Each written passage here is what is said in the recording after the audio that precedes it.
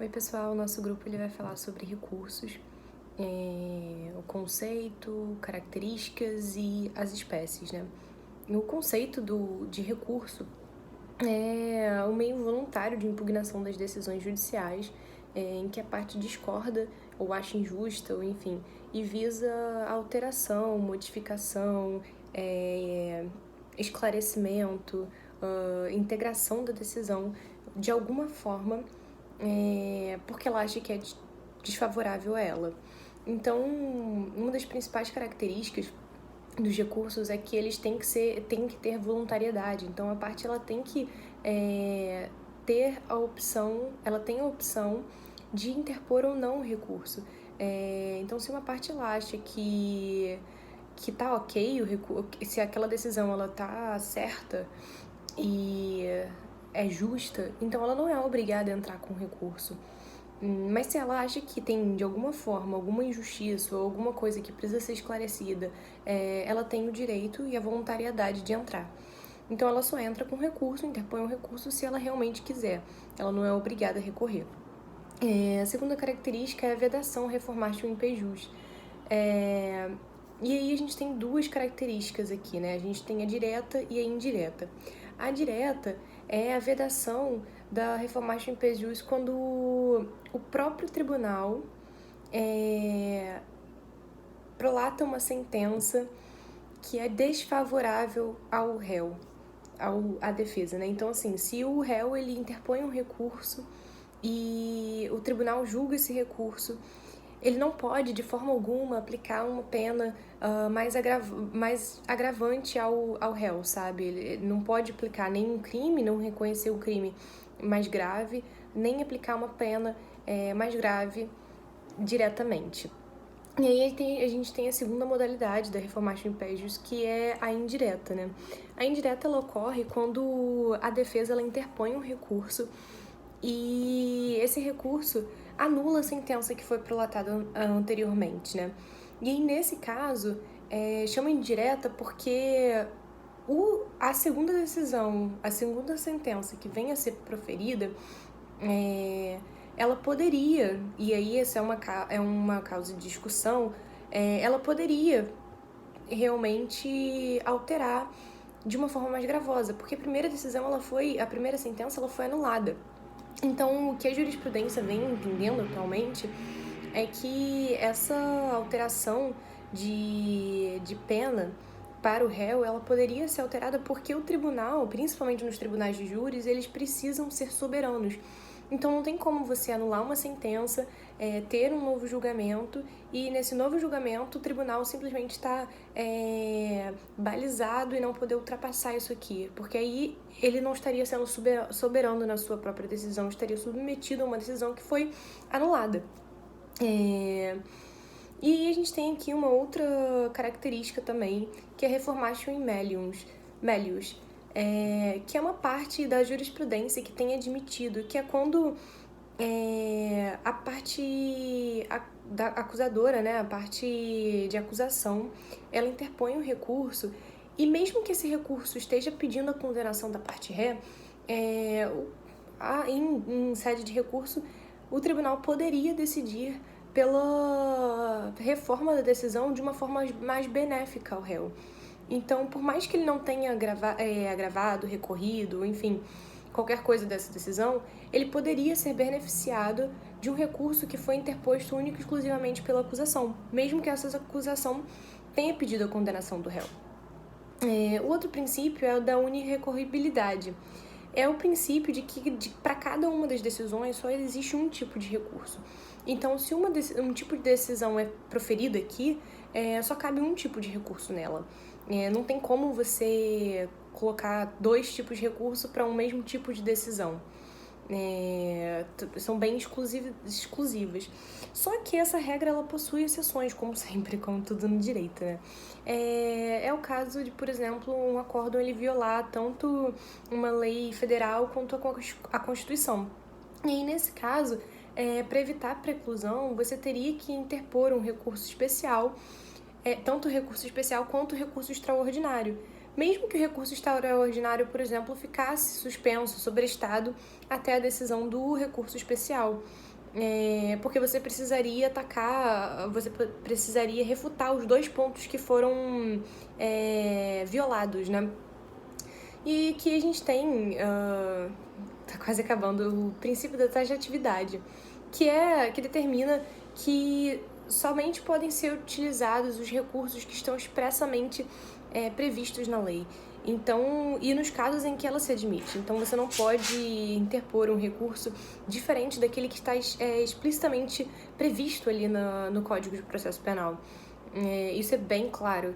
E o último princípio é o penúltimo princípio é o da dialeticidade, em que o recurso ele tem que ser argumentativo, dialético. Você não pode simplesmente atacar uma decisão porque você está a fim de atacar, porque você não gostou dela.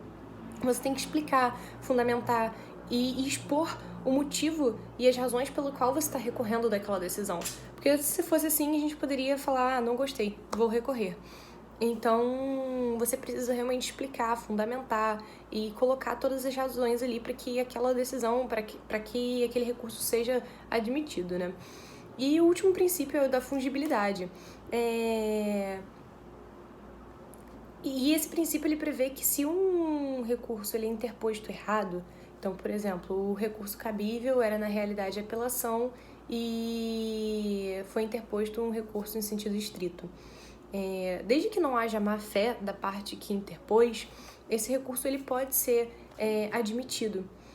E isso é uma forma de evitar que as partes sejam prejudicadas por conta de um formalismo excessivo nesse conhecimento dos recursos, né? Então esse aí é o nosso último princípio. Entrando um pouquinho no efeito que os recursos trazem para o processo, a gente pode mencionar aqui 4 efeitos, que seria o efeito devolutivo, o efeito suspensivo, o efeito extensivo e o efeito regressivo. O efeito devolutivo é um efeito de todos os recursos, independentemente de qual seja, né?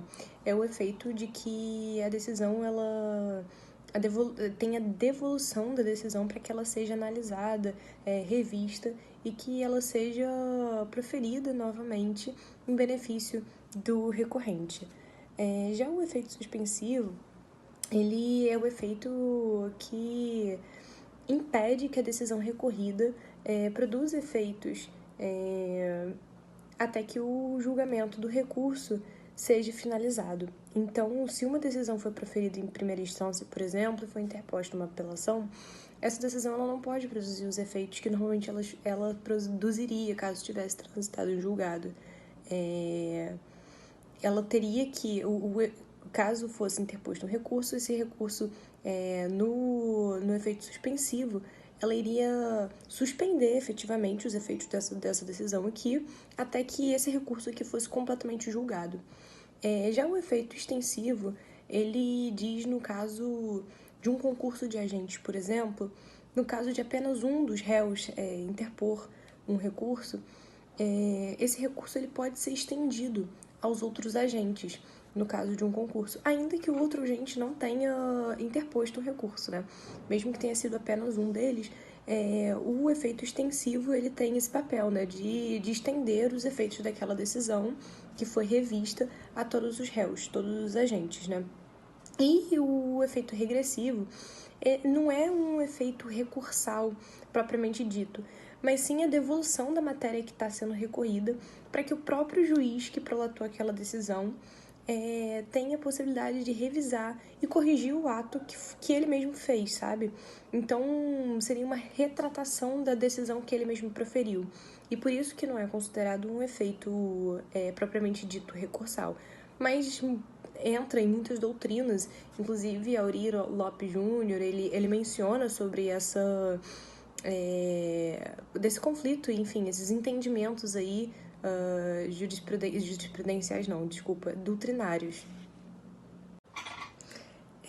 Já no juízo de admissibilidade, que é o juízo que verifica se aquele recurso ele tem os requisitos, né, para que ele seja reanalisado,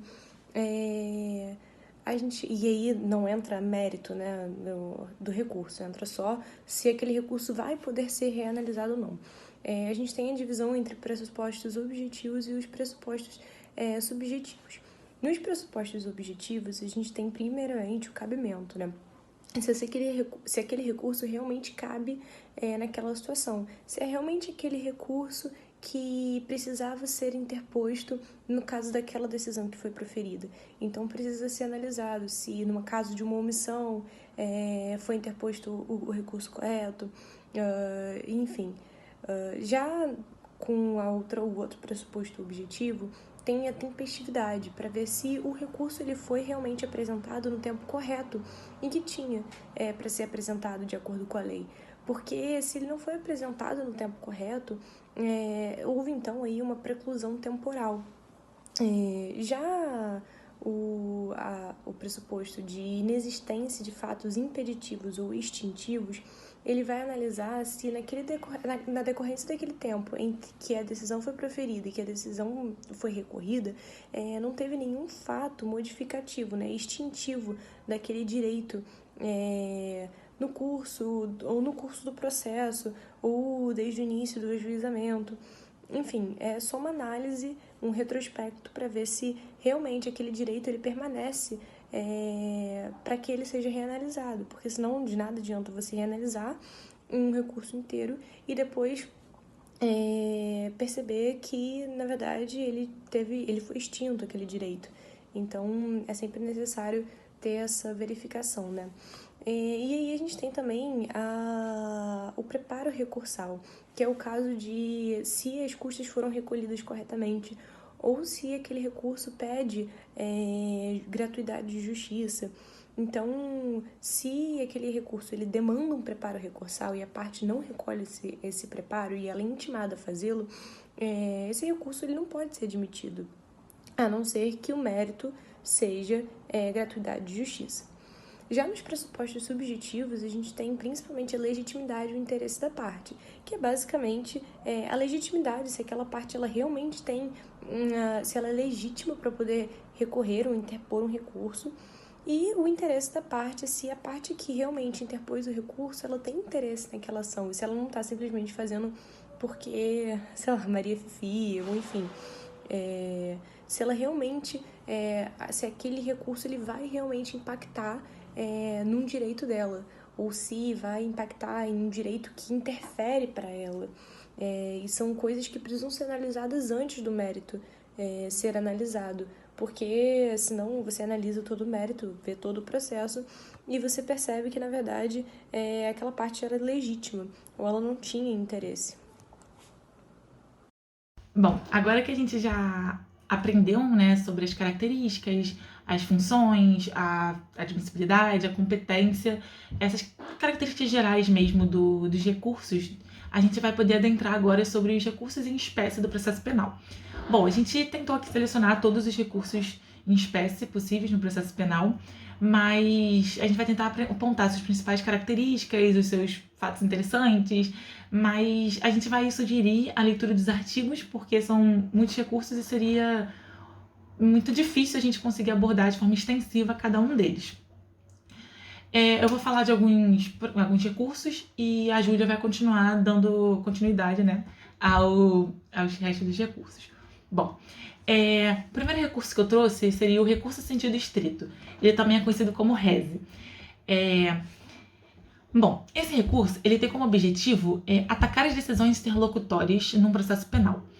Ele tem as suas hipóteses de cabimento expostas no artigo 581 do CPP. Ele tem essas hipóteses de cabimento, elas são taxativas, ou seja, elas têm que ser igual estão na lei. Mas existem dois casos que a gente pode ter uma leitura uma interpretação mais extensiva, que seria o inciso 1º e o inciso 5º. O inciso 1º diz assim, que não receber a denúncia ou a queixa. Bom, aqui a gente também pode entender que a rejeição do aditamento da denúncia também seria cabível. O inciso 5º seria que conceder, né, negar, arbitrar, cassar ou julgar inidônea a fiança, indeferir requerimento de prisão preventiva ou revogá-la, conceder liberdade provisória ou relaxar a prisão em flagrante. Então, Aqui seria, a gente também pode entender que se estende para a decisão que defere, indefere e revoga as cautelares, que estão do artigo 319 do CPP, e também as medidas provisórias da Lei Maria da Penha. Então, a gente tem nesses dois incisos, né, a gente não vai ler ao pé da letra, não vai ser taxativo, a gente vai ter uma interpretação mais extensiva. As demais hipóteses de cabimento estão no artigo 581, como eu disse, mas são 25 hipóteses. Então, não tem como eu trazer todas as hipóteses, por isso que eu recomendo a leitura do artigo, mas eu trouxe algumas hipóteses que eu achei mais interessantes e importantes trazerem aqui. O inciso 4º diz assim: quer pronunciar o réu. Ou seja, a gente já viu no seminário dos outros colegas o que seria o tribunal de júri, o que seria então o pronunciamento. Então a gente já consegue entender que aqui a gente tem, nesse momento da fase processual, aqui a gente tem indícios suficientes de materialidade e autoria, mas ainda não se tem um juízo de mérito. Então a gente consegue entender que se teve a pronúncia, ele seria remetido ao tribunal do júri. Mas se a gente interpor a rese baseada nesse inciso, a gente teria que suspender o procedimento do júri, né, até que se resolva esse questionamento acerca da pronúncia no tribunal. Então, a gente teria que esperar a rese ser decidida para, se continuar com a mesma decisão, ser levado ao tribunal do júri. Bom, o outro inciso que eu trouxe é o inciso 15, que é que denegar a apelação ou julgar deserta. Bom, aqui eu achei importante trazer esse inciso porque se confunde muito com outro recurso que a gente vai trazer aqui, que é a carta testemunhal. Bom, mas a gente vai tratar já mais pra frente. Mas aqui nesse inciso 15, teria uma decisão denegada, então a gente teria que fazer ela ser aceita, né? E a decisão denegada seria do recurso da apelação. Então, o inciso 15 se refere apenas à apelação. A gente pôs o recurso da apelação e teve essa decisão denegada, não teve continuidade. Então, a gente interporia o recurso da rese, o cabimento da hipótese do inciso 15, para poder dar continuidade. Eu achei também importante aqui trazer que os incisos 11, 12, 17, 19, 20, 21, 22 e 23, eles estão elencados sim como uma hipótese de rese, mas eles tratam de incidentes da execução da pena. Então, seriam hipóteses de cabimento de outro recurso, que seria o agravo em execução, que a gente também vai abordar mais pra frente, mas é importante mencionar isso, de que eles não são hipóteses de rese. Achei também importante, bem interessante, trazer aqui que a interposição desse recurso se dá em 2 etapas. A primeira seria com uma petição de interposição, que teria com prazo de 5 dias, e a segunda etapa seria a interposição da petição de razões, com prazo de 2 dias. É importante ressaltar que essa petição de interposição ela vai ser dirigida ao juízo que deu causa à decisão, e as razões seriam distribuídas ao tribunal competente. Já que vai ser a petição de interposição, ela vai ser distribuída para o juiz que proferiu a sentença, a decisão, no caso, perdão, não sentença, porque rese é para decisão interlocutória. Para decisão, ele teria um juízo de retratação de 2 dias, para se retratar sobre a decisão que ele proferiu. Achei também interessante, na verdade, é mais por uma curiosidade, a estrutura da rese. Então, a petição de interposição, ela seria com endereçamento, que seria para o magistrado que preferir a decisão, o nome e a qualificação, o fundamento legal e o pedido de recebimento e reforma, caso o juiz não se retrate. E, por fim, como de praxe, a data e a assinatura. Já a petição de razões seria a petição mais completa, onde você fundamentaria. Então, você teria a identificação do recorrente, e o recorrido e o juízo de origem. Aí você vai elencar os fatos que você deve contextualizar a controvérsia recorrida. Então, aqui você vai mais ou menos explicar por que você está interpondo esse recurso. Até porque é importante ressaltar que, o tribunal ele não vai ter conhecimento, ele não tem conhecimento sobre esse caso, sobre esse processo. Então, você precisa contextualizar desde o zero para o juiz entender do que ele vai tratar. Aí depois você vai para as preliminares, então se houver algum caso de nulidade, de prescrição ou alguma outra causa de extinção da punibilidade, você vai botar aqui. Aí você vai para o mérito, e aí vai em toda a fundamentação de fato de direito que justifica o pedido de reforma da decisão. Pode vir um pedido subsidiário. Aí no final você vai fazer os pedidos, né, que aqui você vai se relacionar com os argumentos que você utilizou e pedir a reforma da decisão. E novamente a data e a assinatura. Bom, é basicamente isso que eu tinha para falar sobre Reze. E agora eu vou passar para o próximo recurso. O próximo recurso que eu busquei tratar é os embargos de declaração. Ele é bem parecido com... Na verdade, é bem parecido com o embargo de declaração do processo civil. Ele tem apenas um detalhe diferente que eu vou tratar, mas para relembrar, né, tudo de embargo de declaração, ele se encontra no artigo 619 e 620 do Código de Processo Penal. Você não interpõe um embargo, né?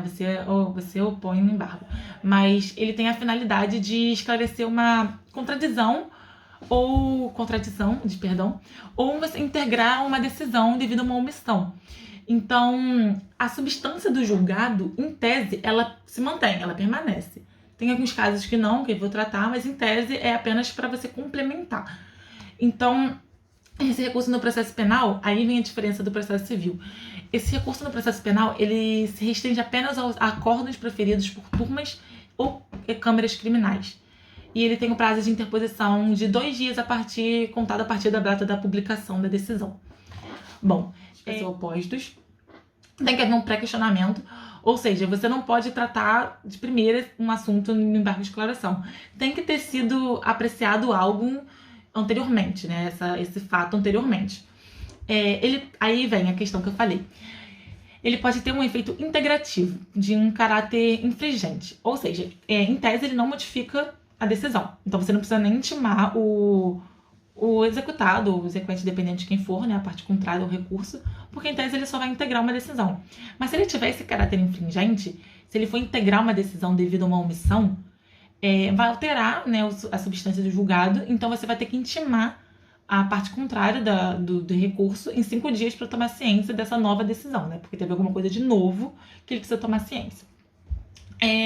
Também interessante que esse recurso, ele interrompe o prazo para a interposição de outros recursos. Então, por fim, né, o requerimento ele vai ser apresentado para o relator do julgado, independente da revisão, na primeira. Então, é basicamente isso sobre os embargos de declaração. Agora, indo para o próximo recurso, a gente vai tratar sobre os embargos infringentes de nulidade. Bom, o seu cabimento está no artigo 609, parágrafo único do Código de Processo Penal. E é interessante que esse recurso é exclusivo da defesa, porque ele é cabível contra a decisão não unânime do Tribunal de Segunda Instância no julgamento de apelação, de reze, agravos em execução, e quando o resultado, né, for desfavorável ao acusado. Ou seja, ele não vai ser cabível em habeas corpus e em decisão de turma recursal do GCRIM, né? Esse recurso ele possui prazo de 10 dias para ser interpostos. E é interessante, né? Que a gente sempre fala embargos de infringência de nulidade. Como se, eu, pelo menos, antes de apresentar esse seminário, eu achava que eram a mesma coisa. Só que, na verdade, eles têm as mesmas características, mas eles são opostos em momentos diferentes, dependendo da matéria da divergência da decisão. Então, se for os embargos de infringentes, seria de uma como é que eu posso dizer? Depende da matéria que for objeto da divergência. Já os embargos de nulidade seria na divergência de uma questão processual. Então, basicamente é essa diferença, né? Você tem que ver qual é a matéria que for divergente. De toda forma, as características são as mesmas. Eles têm como objetivo ampliar a discussão no segundo grau de jurisdição, então estabelecer uma formação de um colegiado mais amplo, que vai permitir a revisão do julgamento, e nesse caso, como tem uma revisão do julgamento, teria que verificar como é o regimento do tribunal para organizar a apreciação desses embargos. É importante observar também que esse recurso se restringe ao objeto de divergência. Então, por exemplo, eu estou pondo os embargos de infringente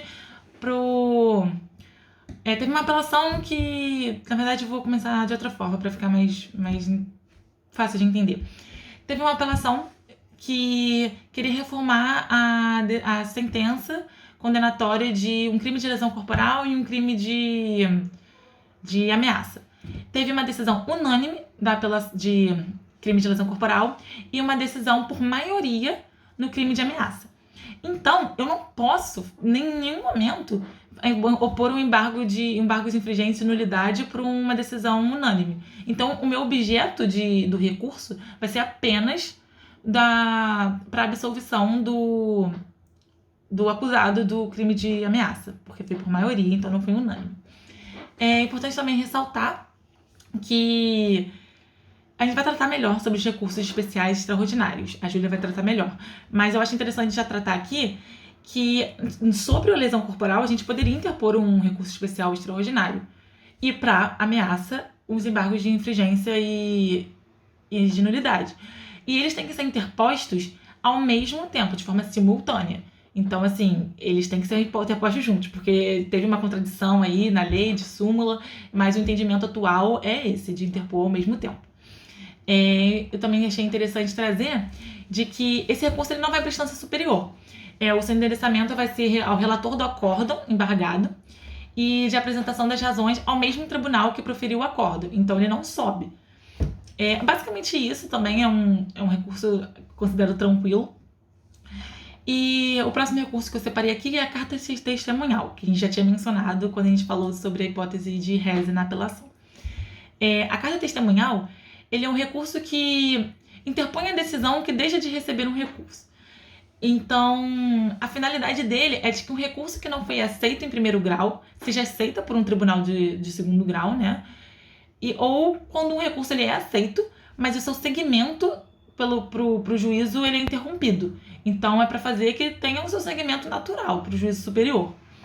Ele possui um prazo de 48 horas a partir da intimação da decisão. E o recurso ele deve ser endereçado ao secretário do tribunal ou escrivão, conforme o caso, né? Dependendo do caso. O processamento da carta testemunhal, ela vai seguir o mesmo rito do recurso que foi denegado. Então, se for, deneguei um embargo de declaração, então vai seguir o mesmo rito do embargo de declaração. É importante ressaltar aqui de como ele é endereçado pelo endereçamento, vai caber um juízo de retratação. Por fim, o último recurso que eu trouxe aqui para abordar é o recurso ordinário constitucional, que é o famoso ROC. Ele é um instrumento processual que ele vai ser utilizado para reformular ou anular uma decisão proferida. Então, ele vai ser cabível quando se tratar de uma decisão denegatória em sede de habeas corpus, mandado de segurança, habeas datas e mandado de injunção, decididos em única instância pelos tribunais superiores. Então, nesse caso, né, o STJ, o TSE, o TST, o STM, eles vão possuir uma competência originária. A interposição desse recurso é um prazo de 5 dias. E aí eu trouxe duas coisas interessantes, assim, de quando ele é cabível para um STF e quando ele é cabível para o STJ. Bom, no artigo 102, inciso 2º, da linha B da Constituição Federal, a gente entende que o STF, ele também vai ter competência para julgar o ROC quando se tratar de um crime político e de fundamentação livre, sem necessidade de uma repercussão geral ou qualquer requisito dos outros recursos extraordinários. Ele vai ser cabível para reformar a decisão proferida pelo juiz federal, que é o que o ROC quer, né? Reformular a decisão ou anular a decisão. Já no STF, tô sempre confundindo. Já no STJ, no artigo 105, inciso 2º da Constituição Federal, ele vai prever duas hipóteses de cabimento, que seria contra uma decisão denegatória de quem deferiu um habeas corpus ou um mandado de segurança, proferidos pelo TRF ou pelo Tribunal de Justiça, mesmo que não se trate de uma competência originária dele. Então, acho que é um recurso também que dá para entender, que é bem tranquilo. Sugiro que leiam os artigos, porque eu acho que vai ficar... Lendo os artigos, né, a lei seca, sempre fica um pouco mais fácil de entender.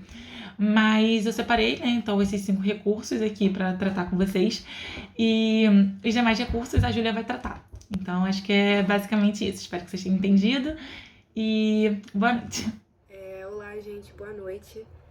Dando continuidade à fala da minha colega Maria Eduarda, né, em relação aos recursos em espécie, eu vou tratar agora do recurso especial e do recurso extraordinário. Antigamente, eles eram regulados pela Lei 8.038, só que com a vigência do Código de Processo Civil de 2015, essa lei foi revogada e eles agora são regulados pelos artigos 1029 e 1041 do Código de Processo Civil. Eles são meios de impugnação de natureza extraordinária, tendo em vista que o STJ e o STF, respectivamente, não examinam novamente todo o julgamento e se limitam a analisar apenas o aspecto jurídico da decisão que foi impugnada, ou seja, né, as questões de direito que estão expressamente previstas em lei. Aí, por conta disso, eles são considerados recursos de fundamentação vinculada, tendo em vista que a discussão nesses recursos é limitada apenas à matéria já prevista na Constituição Federal. Quanto às provas de fato nesses recursos, existe vedação em ambos os casos, tanto do recurso especial quanto do recurso extraordinário, respectivamente pelas súmulas 7 e 279 do STF. E é importante esclarecer nesse sentido que essa vedação em questão diz respeito a novas discussões acerca das raízes da prova, ou seja, da sua axiologia. Só que se a discussão, por acaso, for a respeito de alguma violação de regras processuais da prova,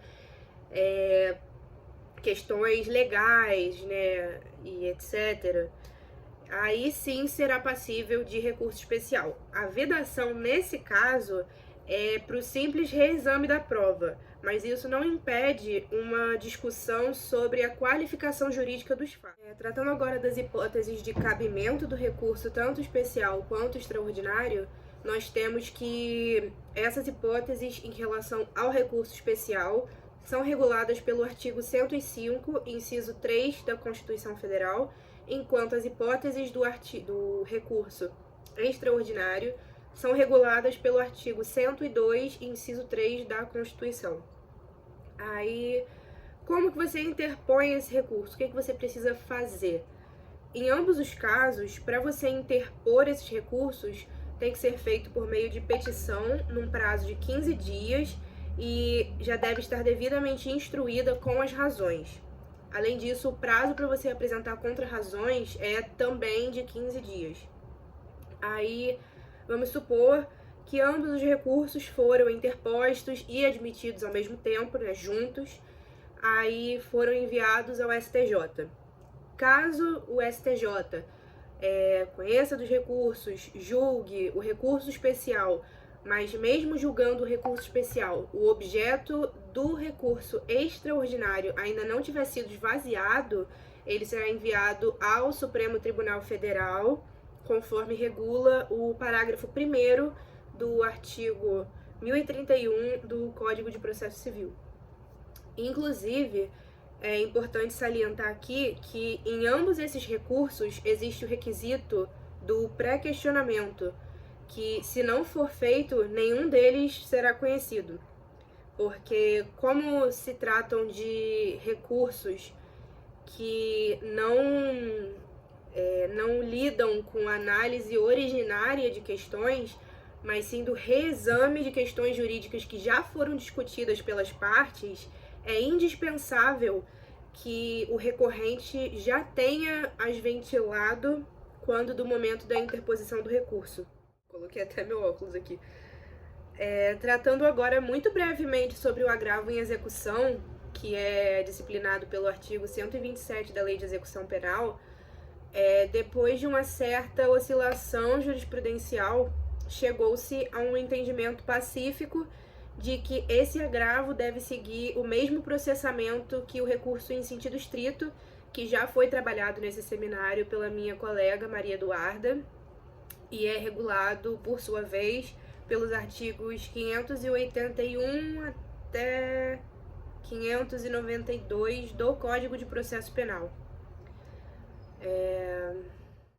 Ele consiste basicamente em uma forma de recurso que se utiliza para impugnar toda e qualquer decisão, despacho ou sentença prolatada pelo juiz da vara de execução criminal ao longo da execução penal que possa, de alguma forma, prejudicar as partes principais envolvidas no processo. E, dentre essas decisões interlocutórias, nós podemos citar como exemplo as conversões, as decisões de progressão ou regressão de regime, as decisões de homologação de falta grave, dentre muitas outras. Agora, quanto à sua tempestividade, o agravo é regido por 2 artigos, o 588 e 586 do Código de Processo Penal. Quanto à tempestividade para interposição do recurso, o prazo é de 5 dias e para você apresentar as suas razões, o prazo é de 2. Esse agravo pode ser interposto por meio de termo ou por meio de uma petição e é facultado ao recorrente apresentar as suas razões posteriormente à interposição do recurso. Por isso que a gente tem os 2 prazos diferentes regidos pelo Código de Processo Penal. É importante frisar que deve-se respeitar a apresentação dos documentos obrigatórios à interposição desse recurso, que estão dispostos no parágrafo único do artigo 587 do Código de Processo Penal. Tratando agora do chamado agravo regimental, esse é o tipo de recurso que se interpõe para impugnar decisões que foram tomadas individualmente por um relator de um outro recurso, e também são chamados de agravinhos e agravo interno. Eles estão previstos no regime interno dos tribunais e o prazo para a sua interposição é de 15 dias. Não tem muito o que falar sobre esse agravo, porque realmente não se tem muito material a respeito dele por aí, né? Até por ser regulado pelo regime interno dos tribunais, né? Você não vê muita coisa a respeito dele na doutrina, então vai ser bem resumidamente assim mesmo. Mas tratando também da chamada reclamação constitucional, essa, por sua vez, tem a finalidade de preservar a competência de algum determinado tribunal e garantir também a autoridade de alguma decisão proferida por tribunal também, ou garantir a autoridade de alguma súmula vinculante que tenha sido proferida pelo Supremo Tribunal Federal, editada, no caso, perdão.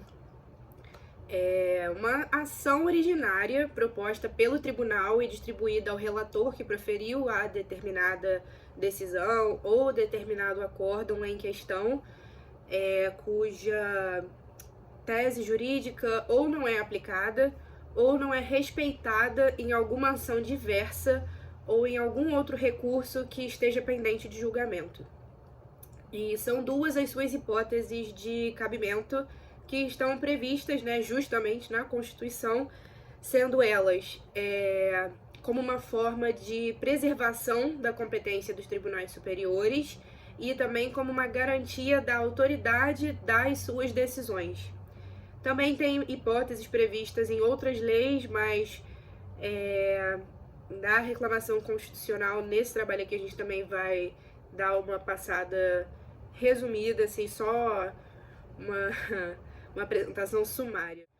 Dando prosseguimento, nós temos também os chamados embargos de divergência, que são um tipo de recurso que se interpõe perante os tribunais superiores, né, o STJ e o STF, nos casos em que há decisões divergentes sobre a interpretação de alguma lei por diferentes órgãos desses tribunais, tendo em vista que a sua função, né, dos embargos de divergência é justamente de uniformizar a jurisprudência. E isso é muito importante porque acaba conferindo certa igualdade de tratamento aos jurisdicionados como um todo, e isso consequentemente gera maior segurança jurídica para a nossa população.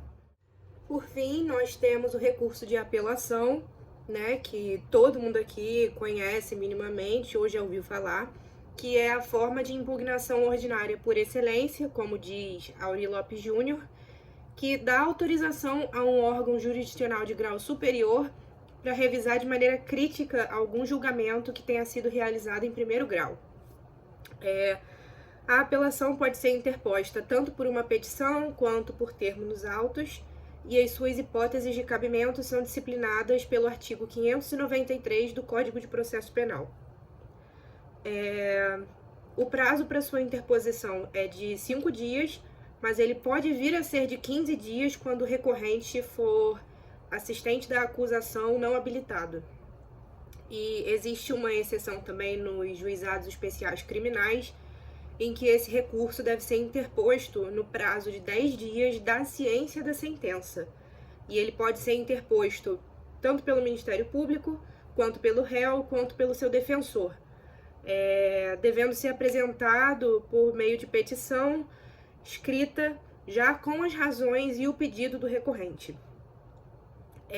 A apelação sempre terá efeito devolutivo, propriamente dito, ou efeito reiterativo também, como dizem, tendo em vista que necessariamente devolve o conhecimento da matéria para um tribunal ad quem, né? Ou seja, para um órgão que é superior àquele que proferiu a decisão que está sendo impugnada.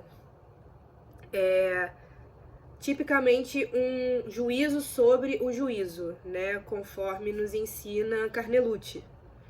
E no que se refere ao efeito suspensivo, a gente tem esse efeito como um obstáculo para que a sentença possa vir a produzir todos os seus efeitos antes que o recurso seja de fato julgado. E isso afeta diretamente o estado de liberdade do réu, né? Tem o potencial de afetar diretamente o estado de liberdade do réu. E por isso é muito importante a gente frisar, nesse sentido, que a apelação interposta contra a sentença penal absolutória jamais terá efeito suspensivo, né, conforme a gente vê no artigo 596 do Código de Processo Penal, e é indispensável que esse dispositivo do efeito suspensivo seja lido, né, interpretado, utilizado sempre em conformidade com a nossa Constituição, para que a gente não viole direitos fundamentais, garantias fundamentais aí no processo penal ou na execução da pena, enfim. É basicamente isso, né? A gente encerra o nosso seminário por aqui. Eu agradeço muito a todo mundo que assistiu a gente, que se interessou pelo nosso trabalho. Agradeço ao professor Oséias. E é isso, um bom final de semestre aí para todo mundo e boa noite.